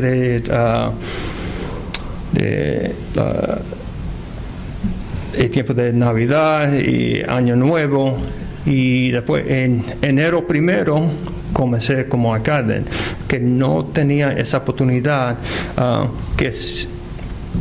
que muchos han tenido, ¿verdad? Que muchos ya fueron electos en noviembre y tenían un par de meses para planear y tener su equipo ready para comenzar en enero. Yo no tuve esa oportunidad y ahora mismo todavía estoy trabajando en eso. Estamos trabajando con todos los dirigentes del pueblo, de la ciudad. Todavía estoy trabajando en eso. Si no tenemos esta reunión anterior, ese fue el caso. No fue porque yo lo estaba ignorando a ustedes. Yo sé que me he sentado con algunos de ustedes personalmente, pero yo les aseguro que de ahora para adelante vamos a tener, y yo pienso que es necesario tener esta reunión cada par de meses. Y queremos que este grupo crezca. Por eso necesitamos la ayuda de ustedes. Si ustedes conocen otro pastor, otro padres que no están aquí hoy, denos ese contacto para asegurar que en las reuniones del futuro ellos también pueden participar en las reuniones. Y en respecto de la marihuana, en junio 2 vamos a tener una reunión en respecto de eso. Vamos a tener mucha gente hablando para educar el pueblo en respecto de eso, pero no para hablar en favor o en contra de la marihuana.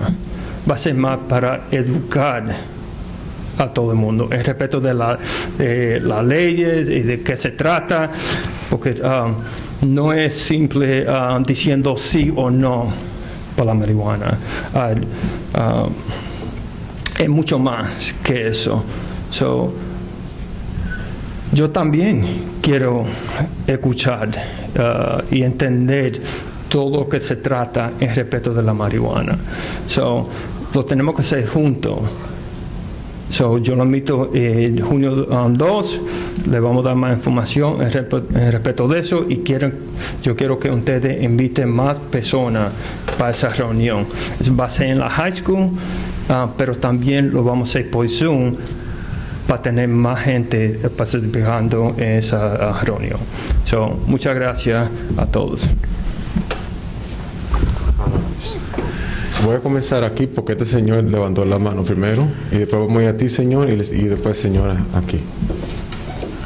Gracias. Mi nombre es Pastor Tito Rosario del Ministerio Restaurando los Mundos. Vivo en la ciudad de Perth Amboy hace 18 años. Desde el inicio que vivo en esta ciudad, lo único que he hecho es orar por esta ciudad. Para 20 años antes, en el libro Guinea aparecía como la ciudad más corrupta del mundo. Y nos ha costado a nosotros los cristianos mucha oración, ayuno, silicio, vigilia, ungir la ciudad, no una vez, sino varias veces. Lo hicimos con la iglesia que estaba anteriormente y con la de nosotros. La pregunta es, si nosotros hemos peleamos anteriormente con las barras y las botánicas en esta ciudad, hoy, ¿por qué tenemos que seguir peleando ahora con la marihuana? Yo tengo 4 hijos. Y sé que el mayor tiene 2 hijos pequeños. Yo estoy en la plena seguridad que la marihuana en nada nos va a traer beneficio a la ciudad. Vamos a seguir fundamentando esta ciudad en el amor de Cristo. Y dice Romanos 5, 20, 21, que donde abunda el pecado, donde abunda la gracia. Esta ciudad ha tenido gracia. Aquí no hay ni la 4ª parte de los pastores que hay en esta ciudad. Esta ciudad tiene una ley que para rentarle un local a una iglesia tiene que tener por cada 10 personas 5 parqueos. Para poner una barra no necesita ningún parqueo. Yo estoy en la plena seguridad y el esfuerzo que hicimos para que usted ganara fue para que arregláramos la ciudad entre todos, no para que la destruyéramos más. Y si usted piensa que la marihuana le va a traer beneficio a sus 2 niños, no lo va a traer, no lo ha tenido ni lo vas a tener, porque es una droga igual que otra cualquiera. Que me la dibujen de la manera que quieran, es droga. Entonces, lo que yo entiendo es que nosotros, los pastores, y estoy hablando como ciudadano de esta ciudad, como ciudadano de este país, y creo que lo que debemos fundamentar es el amor de Cristo, porque a cada pastor, yo estoy en la plena seguridad que cada uno ha tenido un enfermo de droga en su congregación. ¿Cuánto trabajo cuesta restaurar una persona de esa? ¿Cuánto trabajo cuesta un enfermo?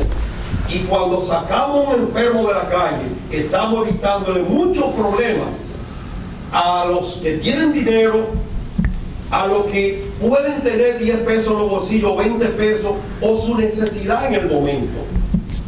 Señor, con todo respeto, yo le respeto su comentario, pero estamos esperando una pregunta y hemos pasado el tiempo y quiero llegar a las demás preguntas. Entonces, si me puede llegar a la conclusión de su comentario, le agradezco muchísimo. Yo también soy padre de 2 hijos y también me impacta a mí. Entonces, no quiero pero le respeto su comentario, pero por el tiempo, y yo sé que hay gente que tiene que regresar a su trabajo. Y solo si tienes una pregunta, me lo puedes hacer y lo puedo quizá traducir al inglés y para tener 2 personas más hacer su pregunta también. Ok, la pregunta es, ¿qué beneficio nos trae la marihuana a la ciudad? Doctora D. si pudiera fácilmente, si no sé si hay una... No, para mí, yo no quiero comentar en ese aspecto porque no sé lo suficiente y por eso estamos aquí para educarnos. Lo que yo entiendo, lo que nos explicó la doctora hoy en día es que la marihuana está disponible sin tener tiendas para la marihuana. Y la marihuana, como se vende ahora, puede tener cualquier otros químicos que nos puede hacer hasta más daño. Entonces, el proceso no es que si se va a traer aquí, el problema es que ya, sea como sea, estás aquí. Sea como sea, los muchachos, o no los muchachos, pero se va a poder conseguir, no importa de qué pueblo va a estar. Y eso se tiene que entender claramente. Y que ese proceso para cambiar ese problema es lo que estamos buscando, más información para arreglarlo. Entonces, para dar una respuesta respecto de la pregunta, ¿qué beneficio tiene la marihuana para Perth Amboy? No sabemos. Nosotros no tomamos una decisión así o no. La única cosa que yo sé, que todos sabemos, que es seguro, que la marihuana ya está aprobado en el estado entero. ¿Qué eso quiere decir? Que ya bien pronto uno, en todos los pueblos del estado, una persona puede ordenar la marihuana por Amazon, FedEx, le va a llegar a la casa como quiera. Y no hay ninguna ley que podemos pasar en contra de eso. Eso es lo que yo quiero que todos entiendan, que ya la marihuana está aquí, en el estado entero, y bien pronto va a estar en el país entero. Nosotros queremos educar la ciudad, los residentes, en respecto de la marihuana, como habló la doctora aquí, pero otra vez, no todo aquí, nosotros no estamos aquí para decirle sí o no en respecto de los dispensaries y la cosa de vender la marihuana vamos a decir, en cada negocio, vamos a decir. Pero eso es un tema que vamos a tomar juntos, una decisión que vamos a tomar juntos, y después en el concilio se van a votar en respecto de eso. Pero no es tan fácil diciendo sí o no. Hay 6 diferentes cada día en respecto de eso. Por eso queremos hablar de eso, para educarnos respecto a qué eso quiere decir para Perth Amboy. Y esa decisión se va a tomar después. Pero para hacerle la pregunta, ¿qué beneficio tiene la marihuana para Perth Amboy? No es para Perth Amboy, ya es el estado entero que ya se probó la marihuana. So, just to answer, repeat it in English, very briefly, in respect to what benefit marijuana has to Perth Amboy, just to let everyone know that marijuana was already voted on, approved for the entire state. So it's already here for the entire state. So very soon you'll be able to order online. And there's no law that we could pass on the local level to restrict that. So that's why it's very important to educate everyone. And like I mentioned before, even myself as a mayor, I don't have all the answer. And that's why it's important that we all get together and continue to talk about this. And not to make a decision right now, yes or no, because it's not that simple, right? there's 6 different categories, right? Whether you're going to allow manufacturing, distribution, retail, and so on, that we need to educate ourselves what that means, each category, what that means, what impacts it is going to have in our city. And that's why this forum on June 2nd, hopefully we will be more educated and we will get more answers within that forum. So, thank you.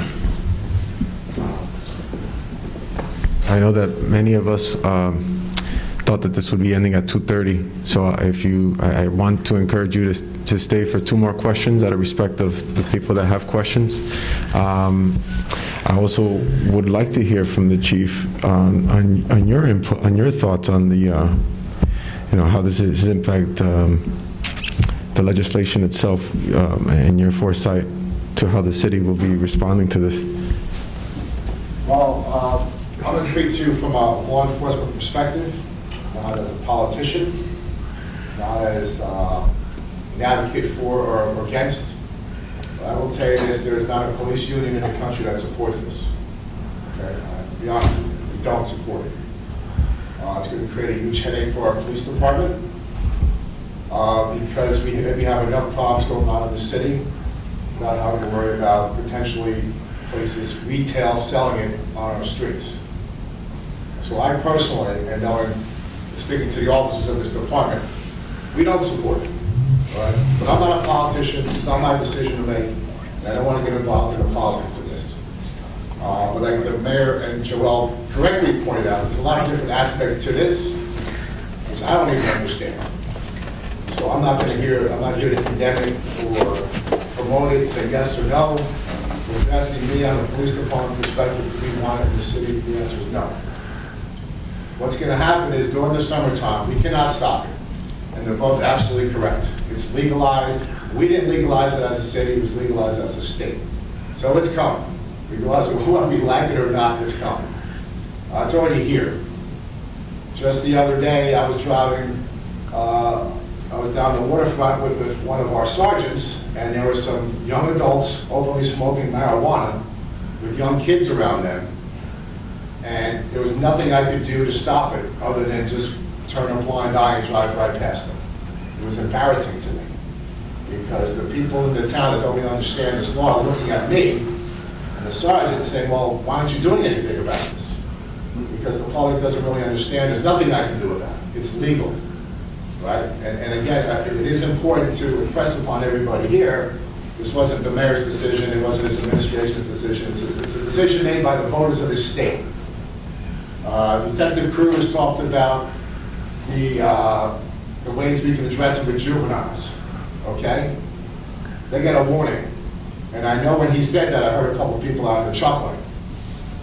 Right? We're going to refer you to counseling services. We have 4 juvenile detectives. How many people can these juvenile detectives handle with families lined up out the door because they caught their kids smoking marijuana? So I'm keeping it real, right? That's what we're here for. So it's going to be a problem for the city.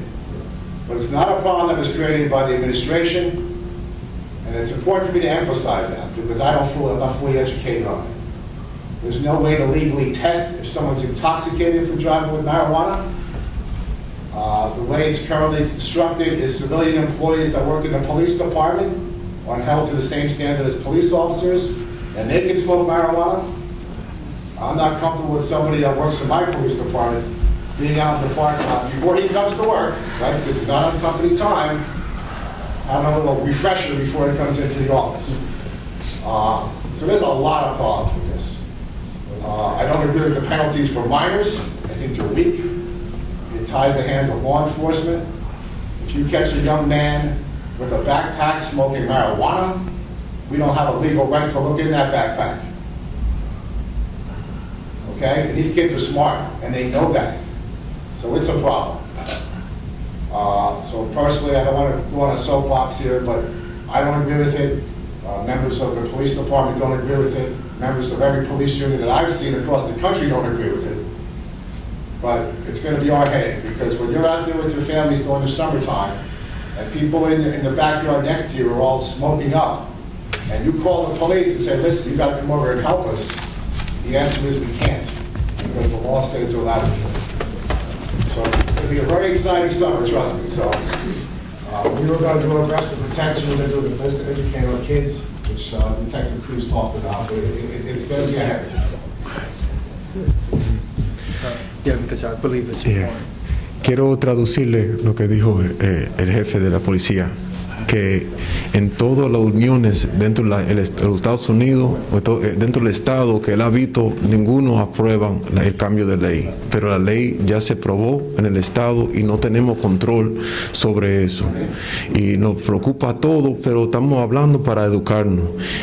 Nosotros como un equipo, aunque entendemos los problemas que pueden venir, tampoco no entendemos la problema, qué es el problema completa con la marihuana.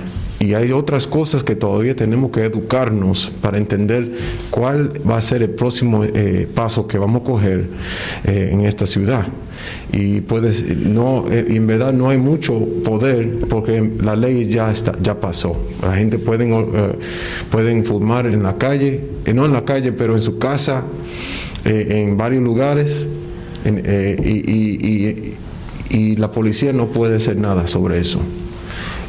Lo que tenemos aquí es un plan de prevenir, prevention, para ayudar a asistir jóvenes que pueden estar usándolo, que son menores, y aconsejar. Hay médicos aquí también que pueden apoyar, pero por eso estamos aquí para entender exactamente qué podemos hacer juntos. Entonces, para traducir. I have two questions that I recall. Si quiere, señora, dale. Yes. Dios le bendiga. Dice un refrán que nunca es tarde para comenzar. Y yo veo que nosotros estamos comenzando. Yo le voy a hacer la pregunta. ¿Cómo vamos a trabajar con el problema que ya está? Pero yo pienso, y mi pregunta es a ustedes, ¿por qué en vez de enseñar a la gente a que use la marihuana de la forma que sea, recreativa, por qué no hacemos una campaña para enseñar a la gente que no debe usar la marihuana? Porque la marihuana es el camino a tú seguir a otra droga. Y nosotros en estos últimos tiempos hemos visto mucha gente, los que viven en Perth Amboy, de gente que ha muerto por sobredosis.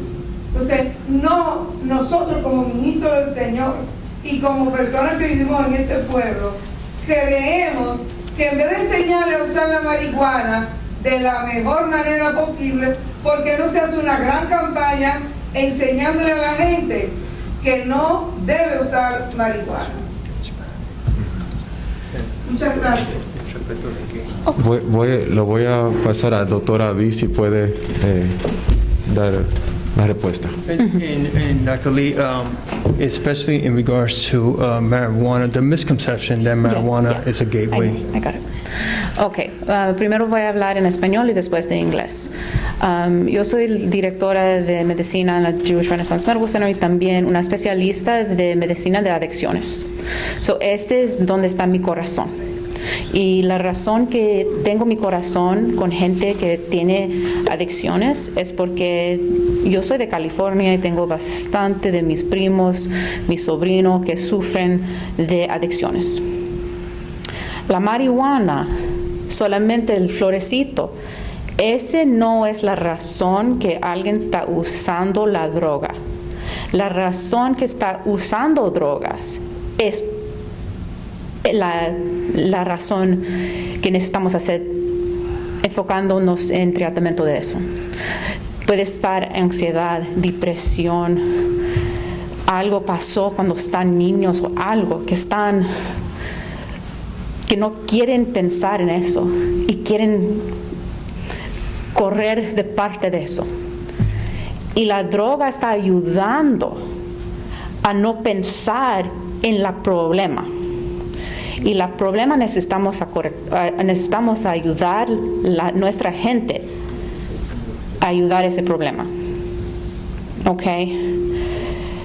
La marihuana, y es de todos los estudios que estamos haciendo, toda persona que está usando drogas como la heroin y todo, están usando por otra razón, no porque comenzaron solamente con marihuana, pero es otra razón. So the question was, why is there not a campaign to prevent marijuana use? And so, as I said before, the underlying issue of marijuana being a gateway drug is not necessarily 100% what the issue is. People use various substances to run from a real problem. And if we can understand what that real problem is, we can help people recover.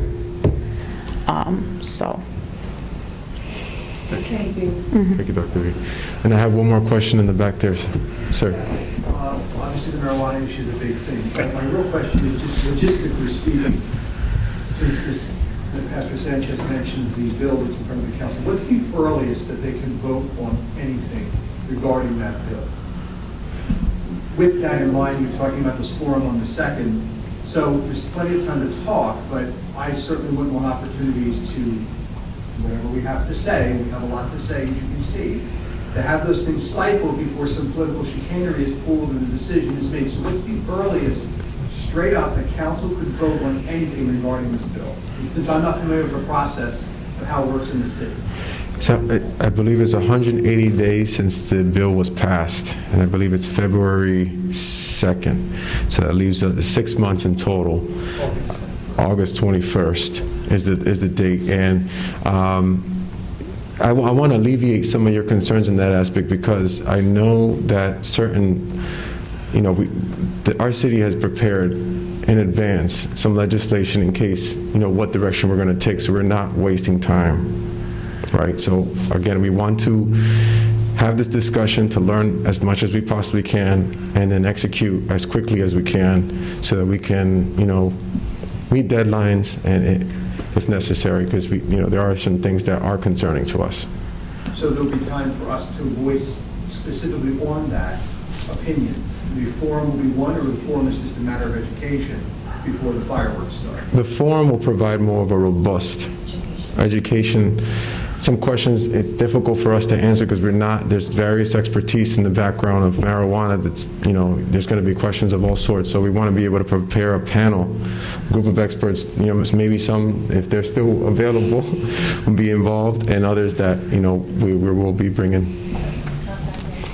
If I may, you can contact your council, right? Your council is your legislative body. So there should be nothing preventing you from contacting them today going forward, right? Right, but with all due respect, on the same side, I know this was not the mayor's issue, and you're going to bring this in. However, he is the mayor, and there are certain things that can be controlled in the city. So the things that we can control now, let's not let those opportunities pass by and go, oh, all this other stuff. I think you know how we all feel. Let's not forget that, because as much as the medical professionals have to deal with their stuff, we have to deal with the things that they're not going to see. Because you're right, they're not going to come to you like they're going to come to us.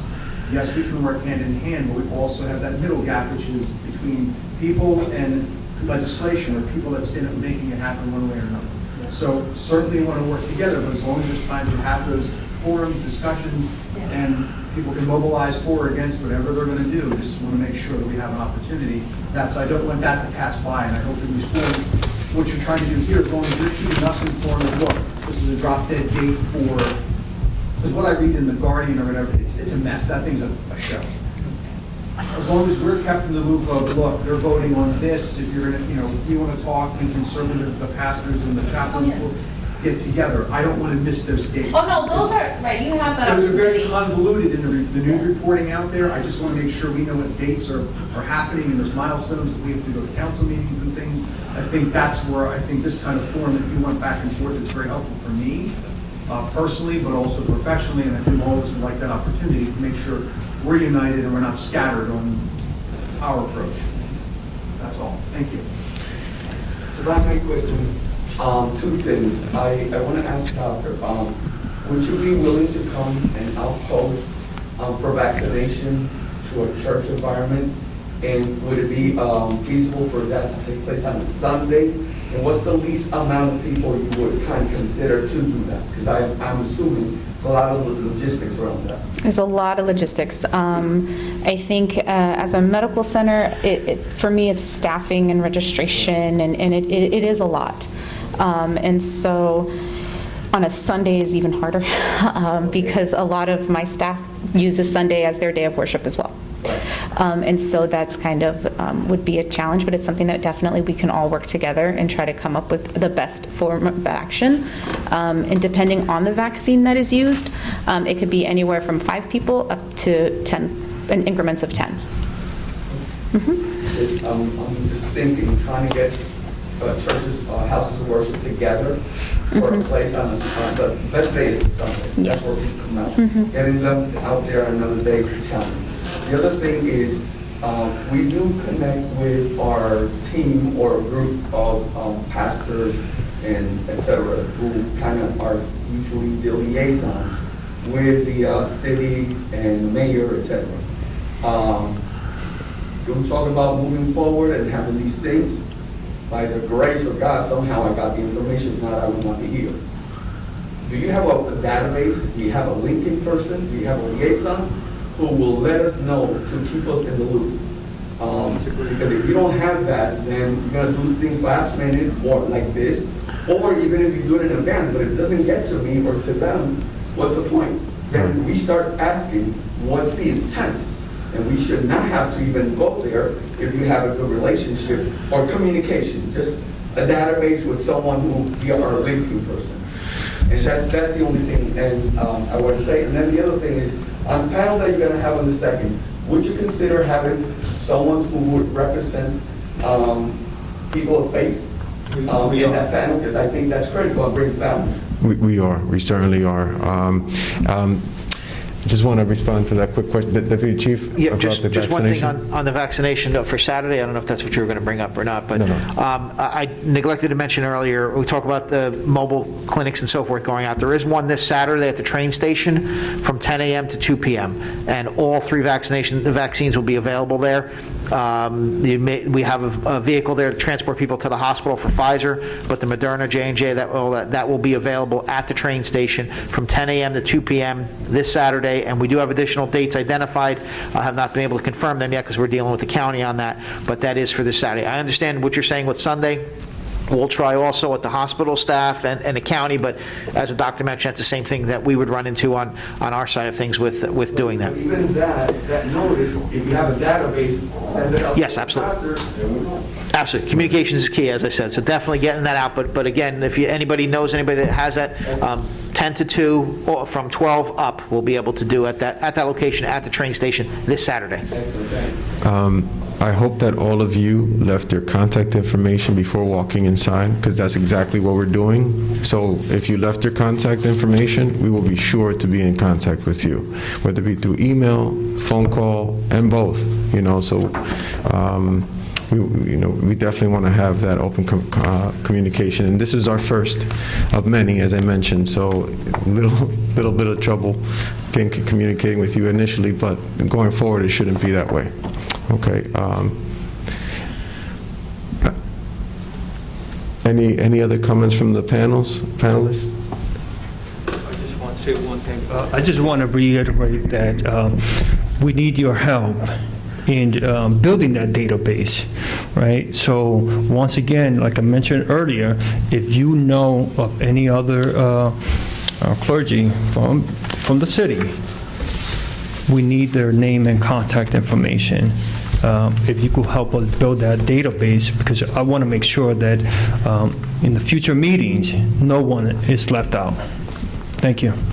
Mayor, somebody should be appointed. Actually, City Hall that knows the pastors, the priests, the men of faith. I will respect, and I'm sorry that I'm taking so much, but this is the only opportunity that we have to catch your ear. Somebody that knows the pastors in town, not somebody from City Hall that knows 3 pastors. should be a pastor, a leader in a faith community that represents you, should be the point of contact between you and the pastor and the priest and the community of faith. So we don't have this misunderstanding. Right. I don't want you to believe that we are trying to not work with you. We want to work with you. You was elected, and for the next 4 years, whether we are not in accord with everything that you do and what you say, we need to work with you. But we need somebody that knows the community of faith, not somebody that knows 3 or 4 pastors, somebody that can. If you need the community of faith, you can reach out to the 40 pastors in 3 hours for the pastor. Take that into consideration. That will help you out a lot and will help us out. Thank you. Thank you. And as you know, Joanna Polanco, which worked at City Hall, she was the point of contact for the chaplains. Unfortunately, she had to go military duty for 2 years, and right now I need to make sure we appoint someone else. That's why I invited Johas Quillis here. If you could come forward, that way they could see you. He's going to be the point of contact, right? As far, and also Lizette LeBron, my chief of staff, is also the backup, like she was for Joanna.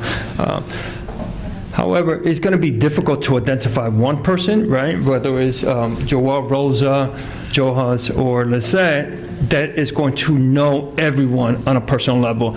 But this is why we need to build that relationship, right? So I want you to know that these 3 individuals will be working with each and every one of you. And, you know, in due time, you will get to know them on a personal level, right? And there will be better communication, that I could guarantee. Right. Sergeant Selesky, as you know, is also part of that liaison between the faith base and the city. So, thank you. Jones, did you want to say a few words? Yes, sir. With all due respect, me being a man of faith, I know a lot of pastors here. I was raised in Perth Amboy. The man that spoke, or Pastor Orlando Sanchez, that's my pastor. We have Nelson Alicea, he's representing my aunt, who couldn't make it. And that's why I'm here, because I want to get the community involved, the Perth Amboy pastors and all the different churches involved, because it's very important for us to come together and be informed. I know this was at last minute. Somebody came to me last night and asked me if there was a meeting that was taking place today, and I texted the mayor, and I excused myself for texting him so late, and he told me, yes, there's a meeting, and he told me that he wanted me to be involved, and that's why I'm here, to communicate with everybody here, because it's very important. And it's like, one question I also had too is like, knowing a lot of churches here, and I visited a lot of churches. I'm a minister. I sang in different churches, and I know a lot of the members of churches. They're from out of town, and one of the questions I had is, are they able to get vaccinated here from Perth Amboy, even though they're from other townships? Yes. Like if they could use the address of the church address from Perth Amboy, or that's one of the questions, because a lot of people came to me from different churches. It's like, is that only pertain to Perth Amboy residents? So now that they said is available for everybody, so inform the churches if they didn't get vaccinated. I got vaccinated. It's very important. My family got vaccinated, and it's very important that all our members in churches get vaccinated, so we could have services outside, go back to normalcy. So I'm here. I'll give you my personal number. If you don't have it, you could come see me after the meeting. And I'm here to help you. I'm here to help the mayor, the administration, and everybody here. Right? God bless you. Pastor Flores. I have a question, point of information. In City Hall, don't they have the addresses and names of all the churches? to make it easier for you. You go through all the churches, and then you know the pastors, and it'll be easier for you to contact them. Because, you know, like to go individually, you're gonna miss them.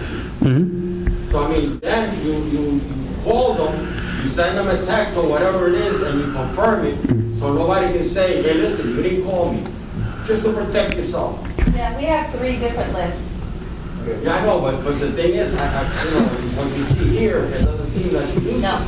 Yes, like I said, I contacted up to like 15 pastors, and I was like, we're gonna get a database together, so I'm gonna pass it over to Joel or the mayor. Yes, I can answer that question. That is a very good question. Originally, when we had a specific allotment of vaccines that were targeted for Perth Amboy because we were so low and there weren't many available. At this point in time, we still are low, but we do have a plethora of vaccinations available, so it's not limited anymore to the city of Perth Amboy. Not that we're going to go and take our city bus and go to multiple towns and pick people up and bring them here to do that. That service would be for our citizens. However, as far as the hospitals, walk-in, anytime, it's not just for city residents, it's for anyone. Again, thank you all for coming, and thank you all our panelists for being here.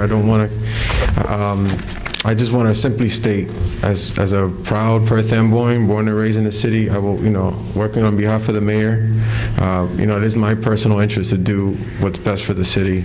And not only that, but we also want to have the best communication with the city. So as I came in here, I want to make sure that I get to know each and every one of you. I know that, I might not have that personal time, but collecting the information, ensuring that the people that we do have on our lists are still working within the parishes. A lot of the parishes move around in different locations, so we wanted to have a fresh start. Actually, in order for us to make sure that we got the right people, I want to tell you what the process was. We needed to get a listing of all the properties listed as churches, and that doesn't necessarily mean that we have your contact information because we have the listing of your address.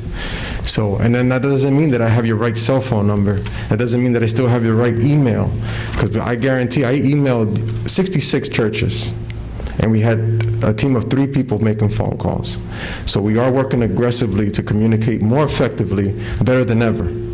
And I guarantee you that that's what you're going to see out of the Mayor Caba's administration. So thank you all for being here. I appreciate your time, really. Thank the panelists, and we'll be in contact with you again. I'd like to have a minister, a pastor, to please help us with closing prayer today, if you may. Yes, Noel, please, Pastor Noel.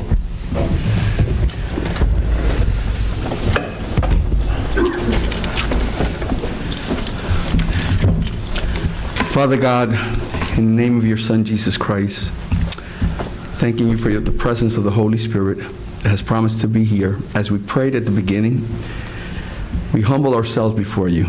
There's not one person here that can lead a city, a state, a nation, unless it's by your grace.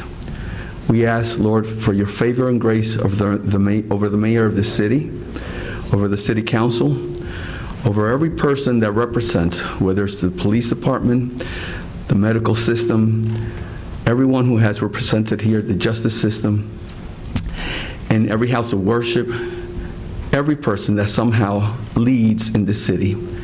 Give us the right mind, give us the right thought, give us the right heart, so that everything we do for your honor and your glory, and also to better serve our neighbor, our sister, our brother, and everyone that comes to us for guidance.